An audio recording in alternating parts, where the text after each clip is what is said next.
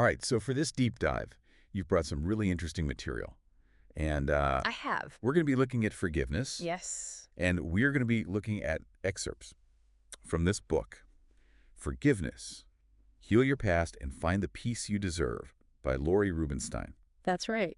And I think what's really interesting about this as source material is that we're not just getting Lori's perspective. Yeah. We've got all these endorsements in the book and all these channeled messages Yeah. from like Saint Germain and Jejual Cool, Right. and then these light beings, Uh-huh. and then personal stories kind of woven throughout. Yeah. So it's like a very multifaceted look at this concept. Yeah. So I think the mission of this deep dive is to really like, okay, what is forgiveness? Right. Based on this material and like clear up some of the misconceptions around forgiveness. Yes. Because there are a lot of those, I think. And then really just like, why is it so important Right. for our well-being and our inner peace Yes. to try to look at all that in a clear Yeah. way? And hopefully we can do that without getting too bogged down in Yeah. a lot of jargon. Okay, so let's dive in.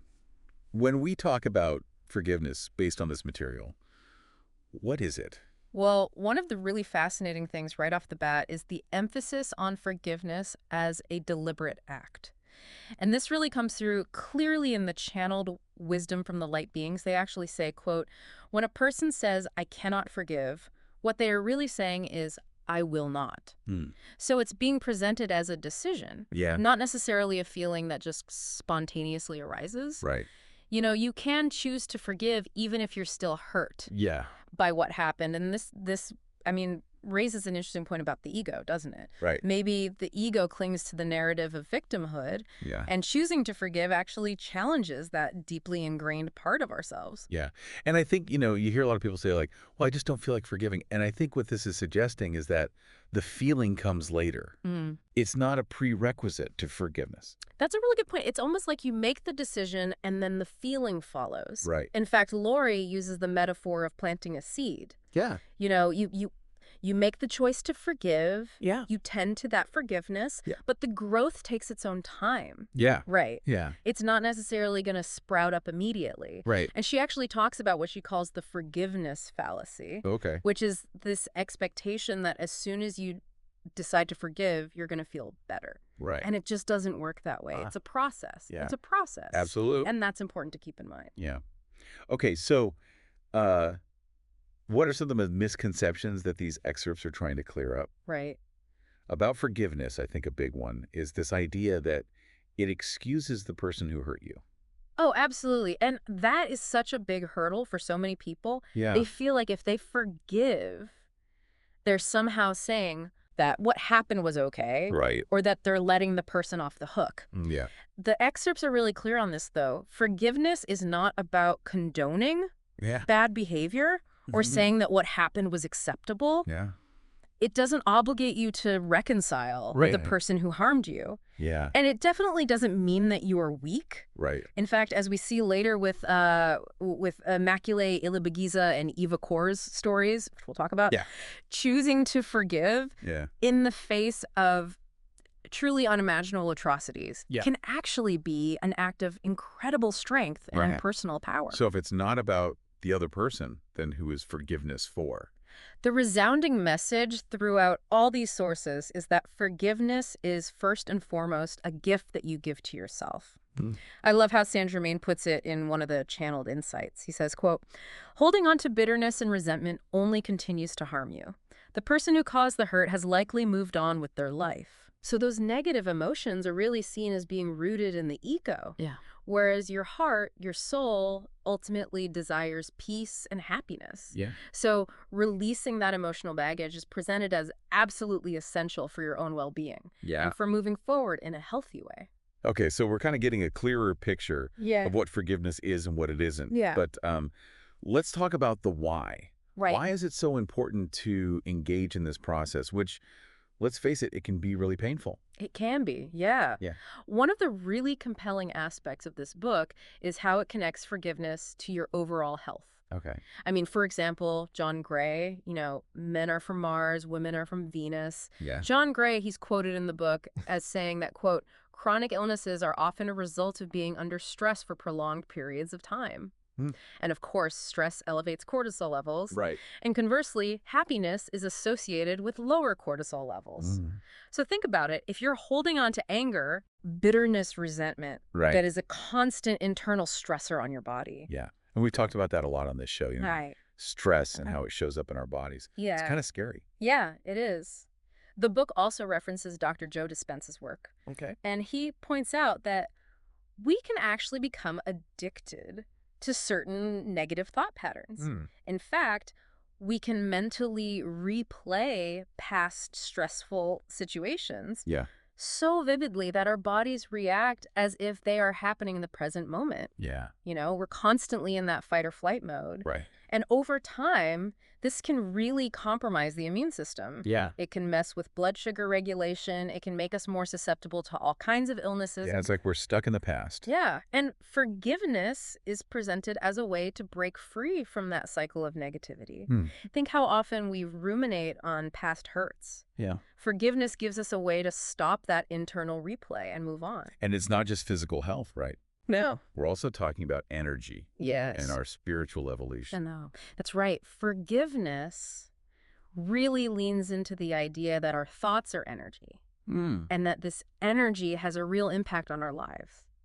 It can attract either positive or negative experiences. Okay. So forgiveness is seen as a way to consciously shift that negative energy that's associated with past hurts and make space for more positive thoughts and experiences. And then there's this whole concept of our earthly journey as a series of lessons for our soul's growth. Right. And that we're in this realm of duality, right? Yeah. So we're constantly faced with these challenges. Right. And overcoming those challenges, including the challenge of releasing unforgiveness, is presented as a way to elevate our spiritual vibration. Right.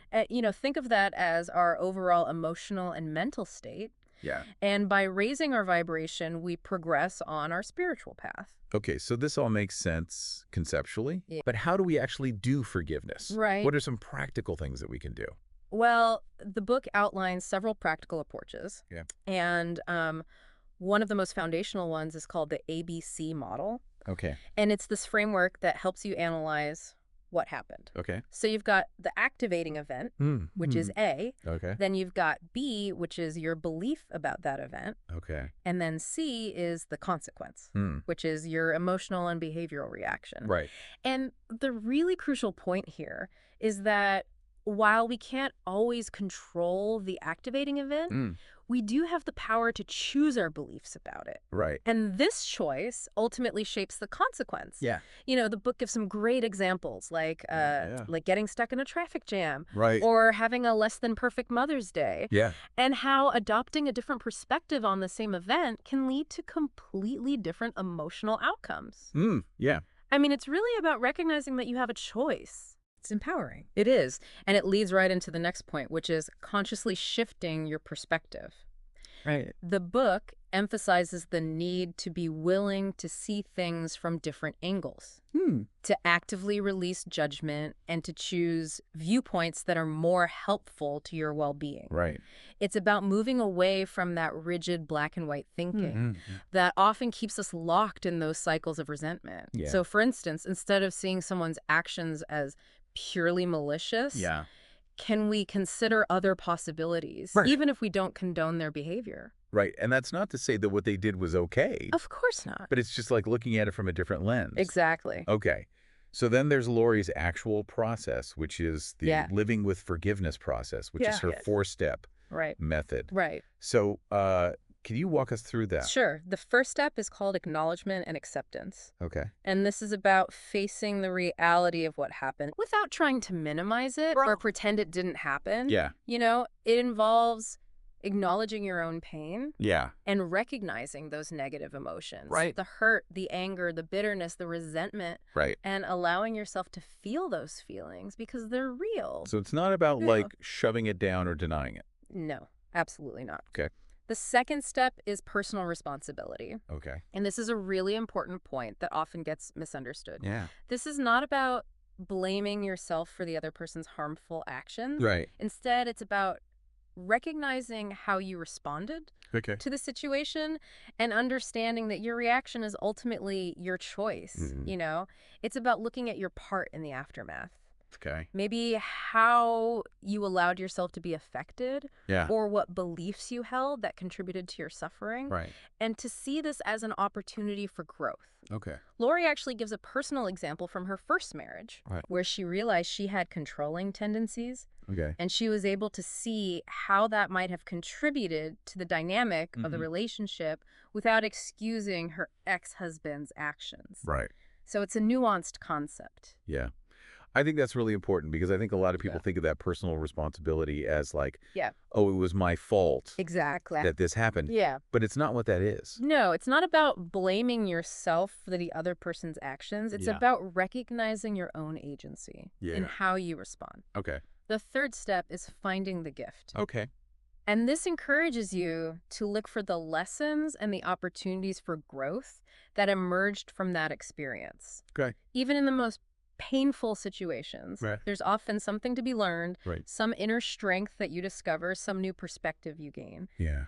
Lori talks about how her divorce ultimately led her to confront her own control issues and to work on those world. So it might not be immediately apparent, Right. but with reflection, the gift can often be found. And I think, too, it might not feel like a gift at the time. It might be like, oh, this is the worst thing ever. Absolutely. And then later you're like, oh, okay, I get it. Exactly. Time gives you that perspective. Yeah. And then the final step is gratitude. Okay. And this involves acknowledging any blessings that may have arisen, however indirectly, from the situation. Okay. And connecting to that sense of universal interconnectedness. Yeah. And by cultivating gratitude, even for the difficult lessons learned, it really helps open your heart and dissolve those walls of distrust and anger and resentment. It's about shifting your focus from what was lost to what can be gained. Okay, so now we're going to move into something that can be even harder than forgiving others, which is self-forgiveness. Right. Why is that so hard? I think for many people, it is harder. Yeah. The material makes a really helpful distinction between guilt and shame. Okay. Guilt tends to be focused on our actions. Okay. What we did or didn't do. Yeah. And it can actually serve as a guardian of conscience. It prompts us to make amends and to learn from our mistakes. Yeah. Shame, on the other hand, is a much deeper and more pervasive feeling. Yeah. It's a belief that something is fundamentally wrong with us, with who we are at our core. Yeah. And shame often requires more profound inner work, sometimes with the support of therapy, before self-forgiveness can really take root. It's like, you might feel guilty about losing your temper, but feeling shame would be like feeling like you're a bad person. Right. Because you lost your temper. Yeah. So those are two different things. Yeah, that's a really helpful distinction. Yeah. So there are some techniques for cultivating self-forgiveness. Right. Like, are there some specific things that people can do? Yeah. One of the exercises that the book suggests is what it calls the shoulds versus coulds. Okay. And this involves reframing past events by replacing self-critical should-haves with more compassionate could-haves. Okay. This helps reduce that self-blame by acknowledging that your past actions were choices that you made with the knowledge and awareness that you had at the time, even if you would choose differently today. Right. And there's also the energetic forgiveness visualization, where you mentally connect with the person you feel you've hurt, and you go to your heart space, and you offer your apology and visualize them receiving and accepting it. Okay. And the idea here is that even if a direct apology isn't possible or appropriate, this energetic release can still be profoundly healing for both parties. Because we are all connected. Exactly. Okay. So let's talk about what feels unforgivable. Right. Because, some of the stories in here are really hard to even fathom. Yeah. This is where the transformative power of forgiveness becomes so evident. Yeah. The stories of Immaculée Ilibagiza, who survived the Rwandan genocide, and Eva Kor, who survived Auschwitz, are so incredibly impactful. Both of these women endured horrific suffering and loss. Yeah. And yet they both made the conscious choice to forgive the people who perpetrated these acts as a path towards their own healing. Yeah. They both talk about how holding on to that hatred, resentment, keeps you tethered to the pain, and it keeps you in that state of victimhood. Right. Whereas forgiveness allows you to reclaim your life, to move on. Yeah. Eva Kor actually called forgiveness miracle medicine. And when you think about Immaculée Ilibagiza, I mean, she faced the unimaginable, the loss of her entire family, and yet she found it in her heart to forgive. Yeah. The people who committed those atrocities, because she realized it was the only way to truly heal her own heart. Yeah, it puts things in perspective, doesn't it? It does, yeah. The book also touches on some other incredibly difficult scenarios. Betrayal, abuse, the pain of parental alienation. And while acknowledging the immense hurt and the validity of those experiences, the message is that forgiveness, again, undertaken for the survivor's own peace and well-being, remains an important path towards healing. Michelle Penn has a really interesting perspective on forgiving abuse. She talks about how it's not for the abuser, it's to eliminate the person who was harmed, and to help them heal. And there's a section on forgiving God. Yes. Yeah. Which is not something you hear a lot about. No. When we talk about forgiveness. Not really. But it acknowledges that in times of profound loss and suffering, it's totally natural to feel anger towards a higher power. Why me? Why is this happening? Why would God allow this?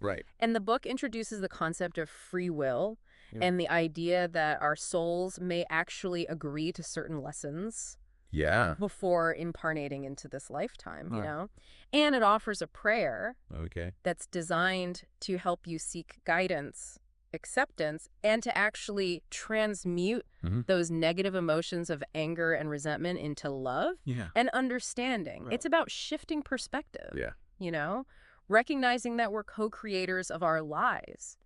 And that even those incredibly difficult experiences might have a larger purpose that we don't see. So let's talk about some specific types of relationships, like parent-child work, romantic. Are there any specific insights that the book offers around these? Yeah, when it comes to parent-child relationships, the book offers a really powerful reframe. It suggests shifting from the perspective of my parents hurt me to I chose my parents for the lessons I needed to learn. And this might be challenging for some, but it can really help to dismantle that victim mentality and reframe those relationships as opportunities for growth, even if they were really difficult. And it also highlights that inherent duality in childhood, where we're dependent on our parents. And that whole journey of learning to trust ourselves as we get older. As for work relationships, it acknowledges how stressful modern work life is for many people. Absolutely. And it suggests that these challenges, dealing with difficult colleagues or navigating job insecurity, even that those are all opportunities for growth as well. To learn resilience. And how about romantic relationships? Oh, yeah. I mean, that's a big one, right? In romantic relationships, the book emphasizes choosing empowering beliefs about your partner's behavior and cultivating self-love.